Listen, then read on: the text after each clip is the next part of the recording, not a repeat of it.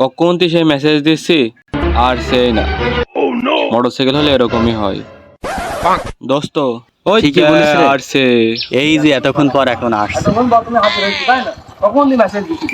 কি করতে মেসেজ দিছি বল? দোকানে ছিলাম। আমার ক্ষতি সবাই দেহ ক্ষতি মন তেল কেন? তেল কিনবো তোকে বলবো কেন? বাবাই 3 টাকার তেল নাকি? এর মধ্যে কি এমনি এমনি চলে আই? তেল আলার দোকানে গেলি বলে যে 130 টাকা দে, না হলে তো তেল নিকো। এমনি আসে তেল? তেল দে, তারপর তুই যেখানে যাবি, ঢাকায় যাবি বল, টাঙ্কি লোড করে দে, নি চললাস।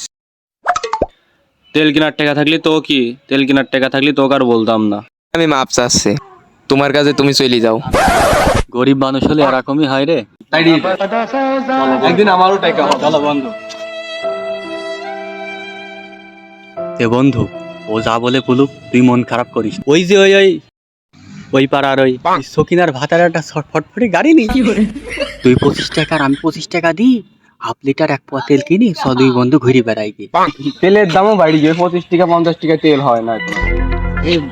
আরে অল্প একটু নিয়ে নেবো না, বুঝবন গরিব মানুষ দে ভাই। এই মোটরসাইকেল পাইছে। রান।